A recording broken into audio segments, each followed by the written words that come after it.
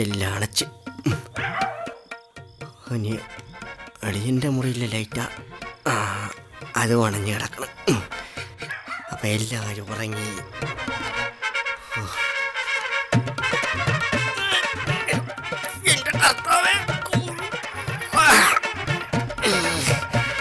അയ്യോ, ഈ അളിയൻ എന്തിനാണ് ഇത്രയും വലിയ മതിലും കയറ്റും? കെട്ടണവൻ അറിയണോ ചാടണവൻ്റെ വിഷമം? എല്ലാവരും ഉറങ്ങി. ഇനി മുതൽ ഇവിടെയാണ് എനിക്ക് നൈറ്റ് ഡ്യൂട്ടി. അയ്യോ,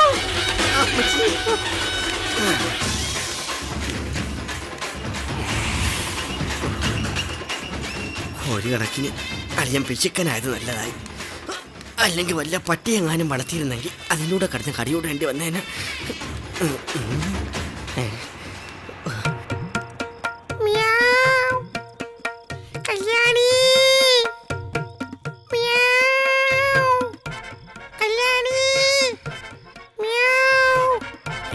ഇനി അവിടെ റൂമിൽ നിന്ന് മാറിയ അപ്പുറത്ത് പോയി നോക്കാം.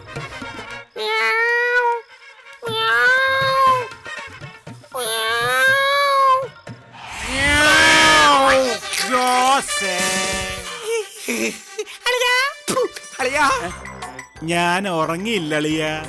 ഞാൻ പ്രതീക്ഷിച്ചില്ല അളിയാ. അളിയൻ എന്താ വന്നത്?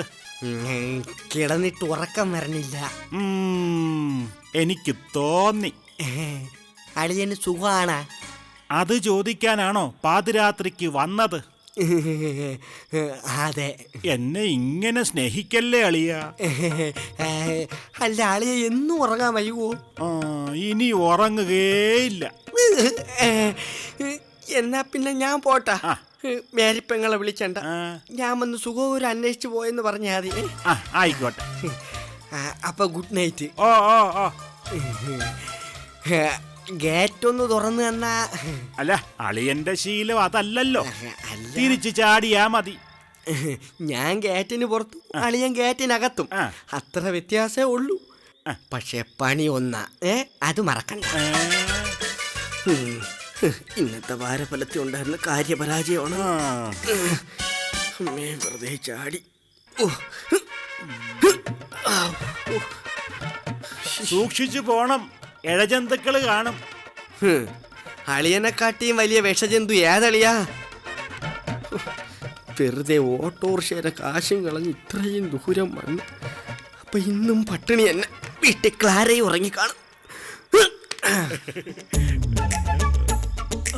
അളിയോ, പോയിട്ട് വരാം.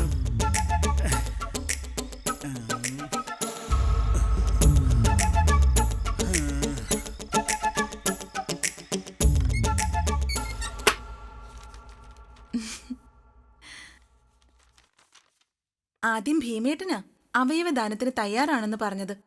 പിന്നെ എല്ലാവരും. സഹദേവൻ ബോഡി മെഡിക്കൽ കോളേജിന് കൊടുക്കണമെന്നുകൂടി എഴുതിയിട്ടുണ്ട്. നന്നായി. ഇല്ലെങ്കിൽ ശവമെങ്കിലും കിട്ടുമായിരുന്നു. ഇപ്പൊ അതുമില്ല. മനസ്സ് ദാനം ചെയ്യാൻ പറ്റാത്ത ഭാഗ്യം. അല്ലെങ്കിൽ അതും പോഞ്ഞുകൊണ്ട് വന്നേനെ. ഇതിന്റെ അർത്ഥം വലുതാ ആന്റി. അവരവരെ കുറിച്ച് മാത്രമല്ല മറ്റുള്ളവരെ കുറിച്ച് കൂടി ആലോചിച്ചു തുടങ്ങി എന്നല്ലേ ഇതിന്റെ അർത്ഥം? ഹേയ്, അങ്ങനെയൊന്നുമില്ല. അവരൊരേ ഒരാളെ കുറിച്ച് മാത്രമേ ചിന്തിക്കുന്നുള്ളൂ. അതാ പ്രശ്നം.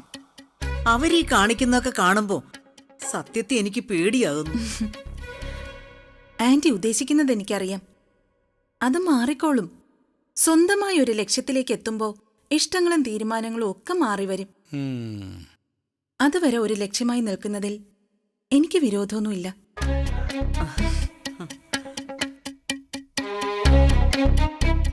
ഒരു നല്ല തമാശ കാണുന്നത് പോലെ നമുക്കിതൊക്കെ ആസ്വദിക്കാം. പിന്നെ തമാശകളൊക്കെ അവസാനിപ്പിച്ച് എനിക്ക് തിരിച്ചു പോണം.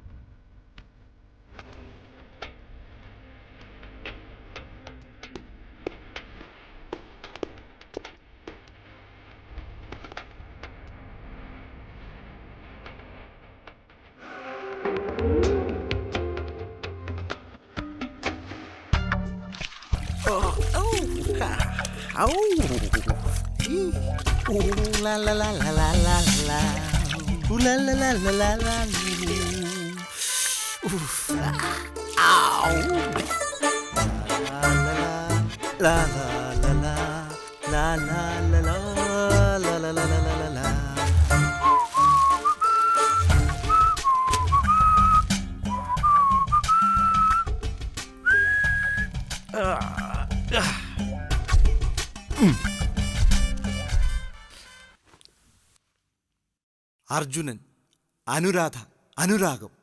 ഓ, എന്തൊരു ചേർച്ച. ഈ പുതിയ ഡ്രസ്സുമിട്ട് അവളുടെ മുമ്പിൽ ചെന്ന് നിൽക്കണം. എന്നിട്ട് പറയണം, അനു, എനിക്ക് നിന്നെ ഇഷ്ടമാണ്. ലാ ലാ ലാ ലാ, ലാ ലാ ലാ ലാ. ഉഷ്. ആ.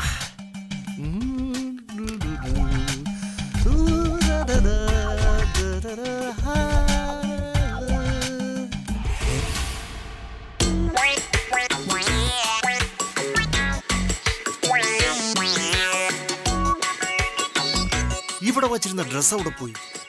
എടാ നകുല, സഹദേവ, ആരാണ് എന്റെ ഡ്രസ് എടുത്തത്?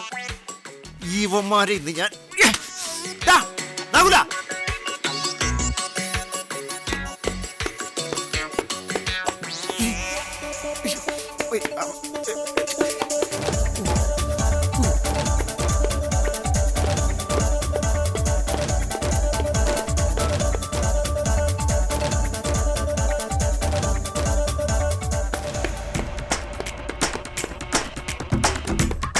ഇവരിത് എവിടെ പോയി?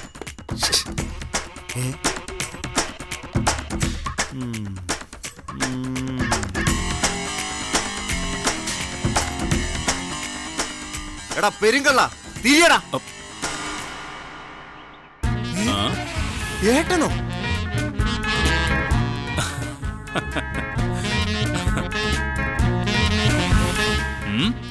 എങ്ങനുണ്ട്? ഞാൻ വാങ്ങിച്ചിട്ട് ഇട്ടിട്ട് പോലുമില്ല. അതിന്റെ ഇടയിൽ ഏട്ടന്റെ ഒരു പരീക്ഷണം. അല്ലേ തന്നെ വെള്ളം ഇടുന്ന ഏട്ടന് ഇത് ഇട്ടു നോക്കേണ്ട വല്ല കാര്യമുണ്ടോ? ഞാൻ ആ വസ്ത്രം ഉപേക്ഷിച്ചു. ഉപേക്ഷിച്ചോ? അതെ, രാജ്യത്തിന് വേണ്ടി ഞാൻ കതറിട്ടു, അനുരാധയ്ക്ക് വേണ്ടി കതർ ഉപേക്ഷിച്ചു. നീങ്ങ വന്നേ, ചില കാര്യങ്ങള് നമ്മൾ പങ്കാളിക്ക് വേണ്ടി വിട്ടുകൊടുക്കണ്ടേ അർജുന? ഏത് ബംഗാളി? വസ്ത്രം മാറ്റണമെങ്കിൽ അത് സ്വന്തം ചെലവിൽ വേണം. അനുരാധയ്ക്ക് ഇഷ്ടപ്പെട്ട നിറം അമ്മയോട് ചോദിച്ചറിഞ്ഞു വാങ്ങിയതാ. Thank you. ഉന്നം തെറ്റിയില്ല. എന്റെ കതർ ഒരുപാടുണ്ട്, നീ വേണമെങ്കിൽ അതിലേക്ക് മാറിക്കോ. ഇനി നീ കുറച്ചു നാൾ രാജ്യത്തിന് വേണ്ടി ജീവിക്ക അർജുന. രാജ്യസ്നേഹിക്കുള്ള വലിയ അവാർഡ് തന്നെ നിന്റെ പേരിലാ ഉള്ളത്, അർജുന അവാർഡ്. അയ്യടാ, അത് ചേട്ടനെ ചേരൂ. ഒരു പാന്റും ഷർട്ട് ഇട്ടത് കൊണ്ടൊന്നും വലിയ കാര്യമൊന്നുമില്ല.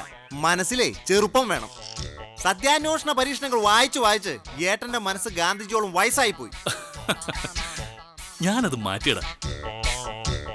പ്രണയലേഖനങ്ങൾ, പ്രണയ കവിതകൾ, കഥകൾ, അതിന്റെ ലോകത്താ ഞാനിപ്പോ.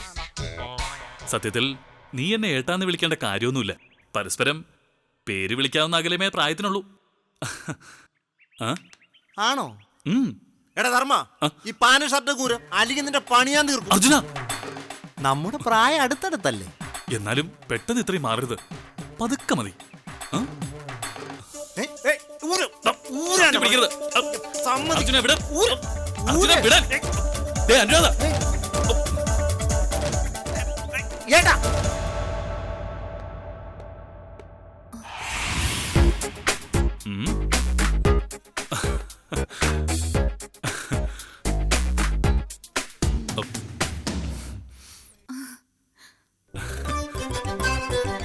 ഇത് എന്ത് പറ്റി? ഒരു പ്രച്ഛന്ന വേഷമൊക്കെ. ഈ നിറം അനുരാധയ്ക്ക് ഇഷ്ടമല്ലേ? എന്റെ ചെലവിൽ ഇറങ്ങിയിരിക്കുക ശവം. പറഞ്ഞോ, ഇത് അനുരാധയുടെ ഇഷ്ട നിറമല്ലേ? അതെ.